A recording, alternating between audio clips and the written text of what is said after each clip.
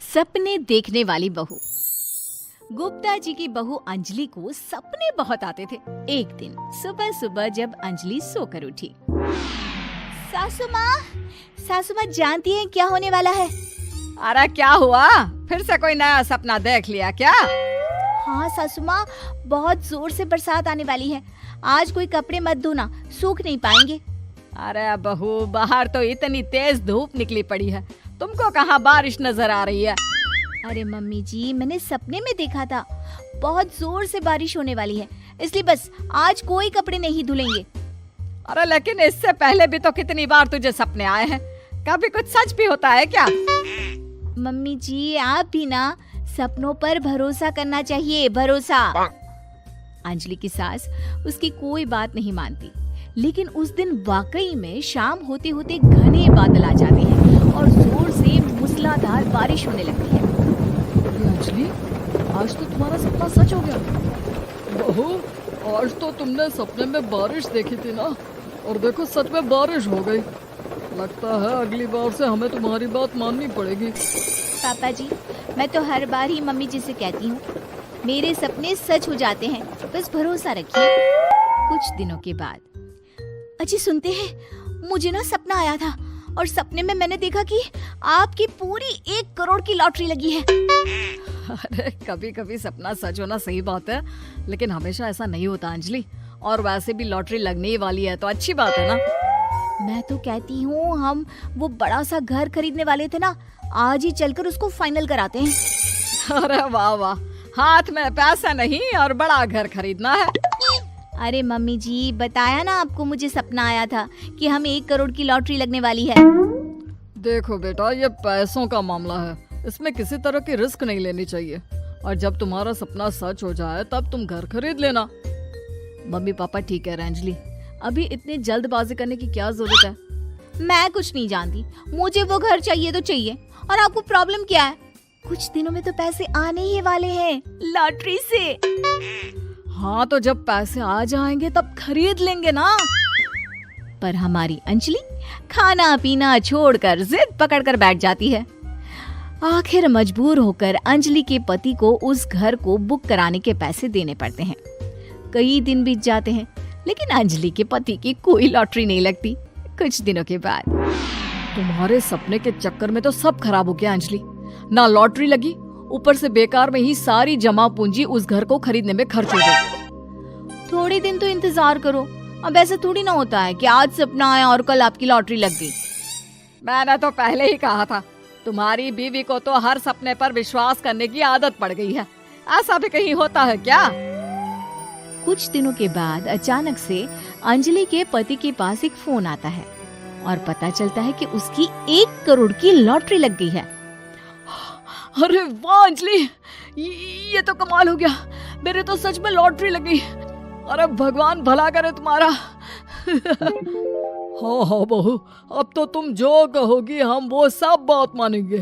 तुम्हारे सपने का मतलब तो पूरा का पूरा सच होता है। अरे बिल्कुल ठीक कहते हैं, मैं तो बेकार में ही बहू को उल्टा सीधा सुनाती थी। अरे इसके सपने तो वाकई में सही हो जाते हैं। अपने घर वालों की बात सुनकर अंजलि मन ही मन बहुत इतराती है। उसे लगता है कि अब वो जो भी सपना देखेगी सच हो जाएगा। और इसी चक्कर में एक दिन अंजलि को सपना आता है कि अचानक उनके घर पर बहुत सारे मेहमान आने वाले हैं। यही सोचकर अंजलि अपनी सास को कहकर बहुत सारा खाना पहले से ही बनाकर रख लेती है। सुबह से शाम हो जाती है। हमने इतना सारा खाना बना लिया, लेकिन हमारे घर तो कोई मेहमान आया ही नहीं। हाँ मम्मी जी, अब तो रात होने आई है, लगता है ये खाना हम लोगों को ही खाना पड़ेगा। गुप्ता जी का परिवार पूरे 2 दिन तक उस खाने को खाकर खत्म करता है, लेकिन अंजलि की ये अपने सपनों पर भरोसा करने की आदत इतनी जल्दी छूटने वाली कहाँ थी। एक दिन अंजलि की सास अपने किसी रिश्तेदार के घर जाने के लिए कहती है, अरे अंजलि बहू, मैं जरा 2 दिन के लिए बुआ जी के घर जा रही हूँ। देखो तुम पीछे से घर को अच्छी तरह संभाल लेना। हाँ ठीक है मम्मी जी, आप चिंता मत करिए, मैं सब कुछ अच्छे से संभाल लूंगी। बहू, वैसे तो तुम सब कुछ बहुत अच्छे से ही करती हो, लेकिन देखो ये जरा ना सपनों पर भरोसा थोड़ा कम किया करो बेटा। क्या मम्मी जी, मेरे इतने सारे सपने तो सच हो जाते हैं, उसके बाद भी आपको शक ही रहता है हमेशा। अरे बेटा, कभी कभार की बात अलग है, लेकिन हमेशा इन बातों पर भरोसा करना बहुत बड़ा नुकसान भी करवा सकता है। तुम्हें इस बात को समझना चाहिए। ठीक है मम्मी जी, समझ गई। अब आप आराम से जाइए, मैं सब कुछ बहुत अच्छे से कर लूंगी। अंजलि की सास बुआ जी के घर चली जाती है। उसके जाने के बाद अंजलि एक दिन सुबह सोकर उठती है और जोर जोर से रोने लगती है। अरे क्या हुआ अंजलि, तुम रो क्यों रही हो? बहू सब ठीक तो है ना? क्या कोई बुरा सपना देखा? अरे पापा जी क्या बताओ, मम्मी जी नहीं रही, वो हम सबको छोड़कर चली गई।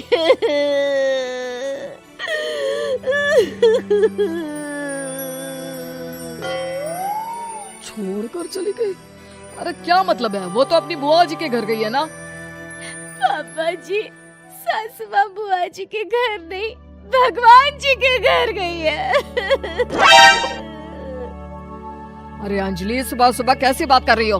बुआ के घर गई है, कुछ नहीं हुआ है उनको। मैंने सपने में देखा था, मम्मी जी भगवान को प्यारी हो गई है। अंजलि का पति उसे समझाने की कोशिश करता है, लेकिन अंजलि के बार बार कहने पर वो भी इस बात पर भरोसा कर लेता है कि अब उसकी माँ दुनिया में नहीं रही। सारे गांव में ये खबर फैल जाती है कि अंजलि की सास की मौत हो गई। भगवान, अब हम क्या करेंगे? तुम्हारे सर से माँ का साया उठ गया।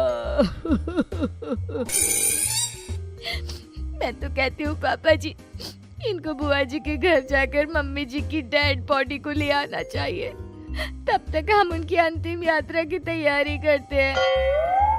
अंजलि का पति अंजलि की बात सुनकर बुआ जी के घर के लिए रवाना हो जाता है। उधर अंजलि अपनी सास के अंतिम संस्कार की सारी तैयारियां कर लेती है। मोहल्ले के सारे लोग वहां पर आकर इकट्ठा हो जाते हैं।